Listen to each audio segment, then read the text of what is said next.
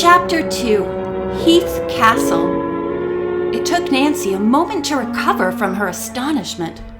By the time she whirled around, the purse snatcher was already running down the street. Nancy dashed after him, but tried to avoid bumping into pedestrians. "What's the matter?" asked a man she sidestepped, just in time to avoid a collision. "My purse!" He took up the chase with her. As word spread, other people followed. But the boy was running fast. Nancy caught a glimpse of him as he dashed into a narrow alley between two buildings. When she reached it, there was no sign of him. "Well, there goes my pearl," she thought unhappily. Besides the pearl, her purse had contained her driver's license, car registration, some credit cards, money, and cosmetics. "I suppose I should be thankful I didn't lose more," Nancy said to herself ruefully. She thanked the stranger who had tried to assist her, then hurried down the street to headquarters and was taken into Lieutenant Master's office. After greetings were exchanged, Nancy said, "I want to report 2 thefts. First, she told about the boy who had snatched her purse. "Can you describe him?" the policewoman asked. "I didn't get a look at his face," said Nancy, "but I think he was about 10 or 12 years old. He was stocky with tousled blonde hair and wore blue jeans and a t-shirt." "Many boys could fit that description," Lieutenant Masters commented. "We'll do our best, but I doubt that you'll get back your bag with the contents." Then she frowned. "Did I hear you say 2 thefts?" "Yes," said Nancy, and told about the missing rose bushes. The officer's dark eyes gleamed with interest. "I think I can give you the answer to the second one right away," she said. "The culprit is probably little Joan Fenimore." "Oh, no!" Nancy said in dismay. "Yes," said the officer. "I told you she had been in difficulty with the law. Just before I came to see you, I was checking into another report of flowers stolen from your neighborhood. The woman of the house caught a glimpse of the child and described her. Joan has a passionate love for flowers," Lieutenant Masters went on, "and an amazing knowledge of them. I arranged for her to join a nature study class at the museum, but I'm afraid that my rehabilitation program backfired. Recently, she has taken plants and shrubs from other homes." "What a shame," Nancy said. "Joan's father is not living," the young officer resumed.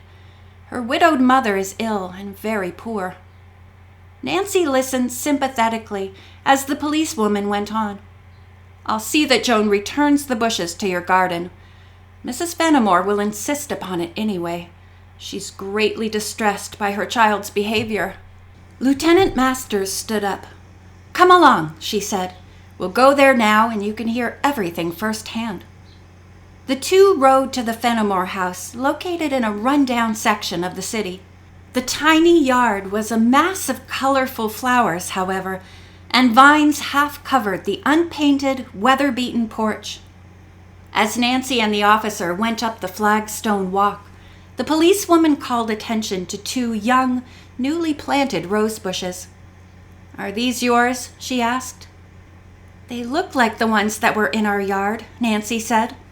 "But—" She broke off because a little girl in a faded pink dress had just come around the corner of the house. When the child saw the woman in uniform, she stopped short and then turned as if to run off. "Don't be afraid," the lieutenant said gently. "Did you come to take me away?" Joan asked.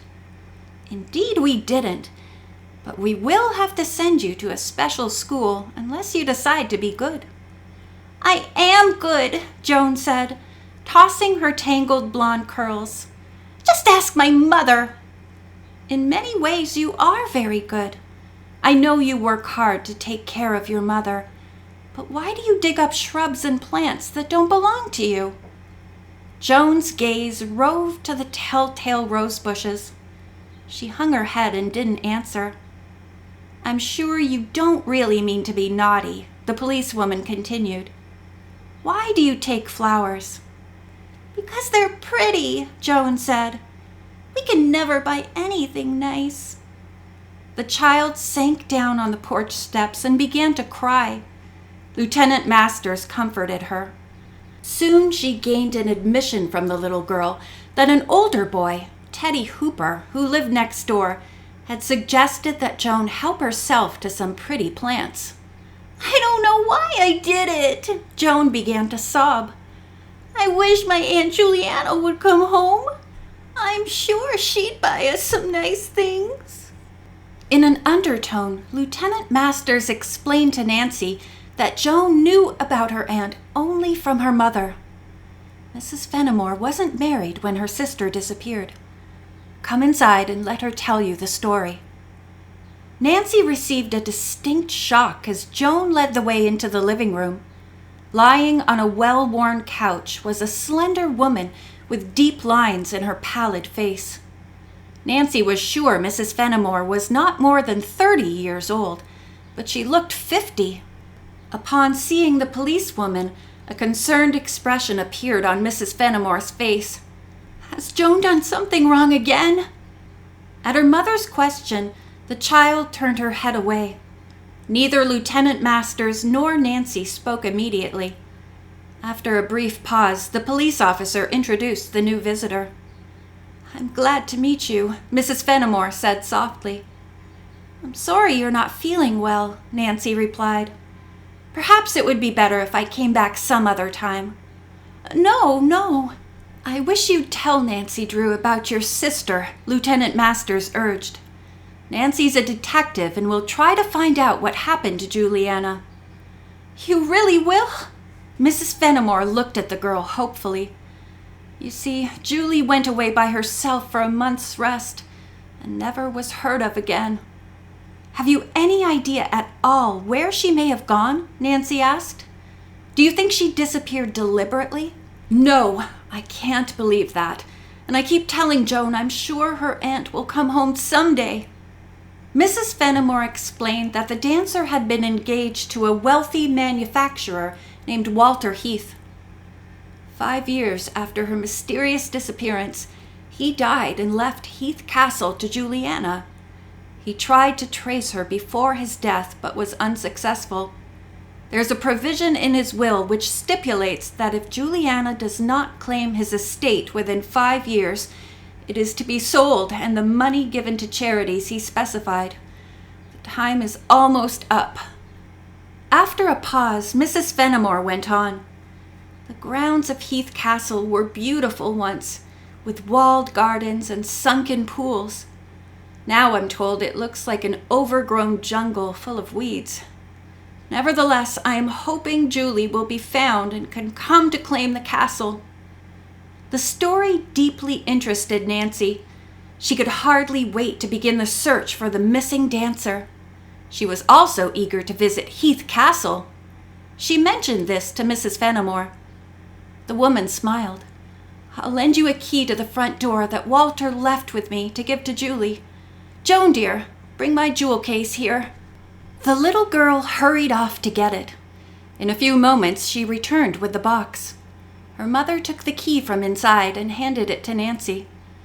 "I wish you luck," Mrs. Fenimore said.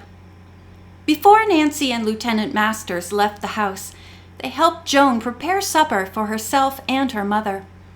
Wishing to spare Mrs. Fenimore any further worry, they refrained from discussing the child's thieving instincts in depth.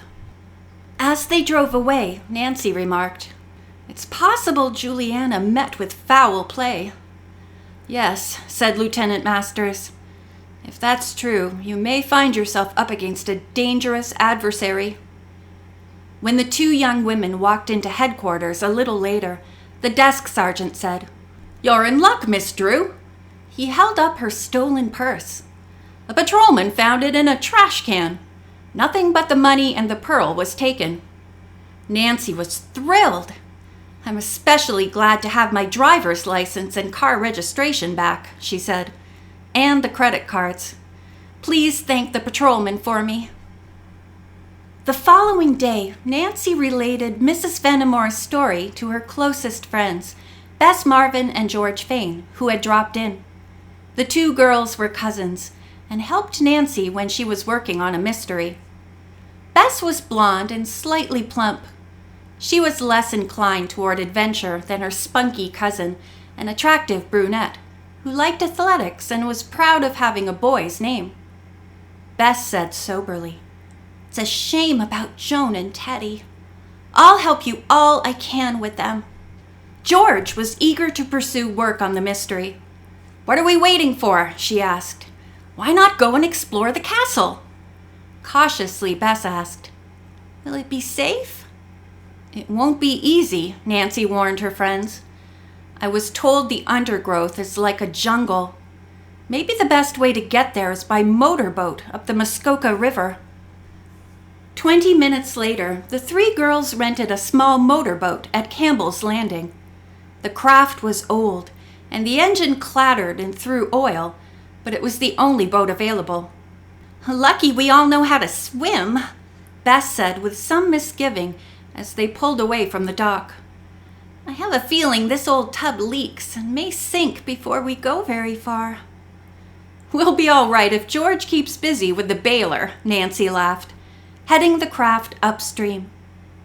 The river was wide near town, but the upper reaches were narrow and twisted and turned at such sharp angles that fast travel was out of the question. At the wheel, Nancy kept an alert watch for shoals. Water was slowly seeping in at the bow. "It's really pretty out here. It's so wild," Bess commented, her gaze wandering along the solid line of trees fringing the shores. "Better forget the scenery for a while," Nancy advised. "Give George a hand with the bailing. If you don't, our shoes will be soaked." The water was coming in faster now. Both Bess and George worked vigorously, dipping the water and throwing it over the side. "Listen," Nancy said presently. "What's that?" Bess and George stopped bailing to look around. They had heard no unusual sound. "Another boat!" Nancy exclaimed as the noise of an engine grew louder. "But where is it?" Just then a small blue and white craft shot into view from Harper's Inlet, one of the river's many small hidden bays. "Look out!" Bess cried in alarm. The pilot in the oncoming boat seemed to be unaware of the girls in their little craft. At high speed, he raced straight toward it. Desperately, Nancy spun the wheel. There was not enough space to clear. With a splintering crash, the two boats collided. End of chapter 2.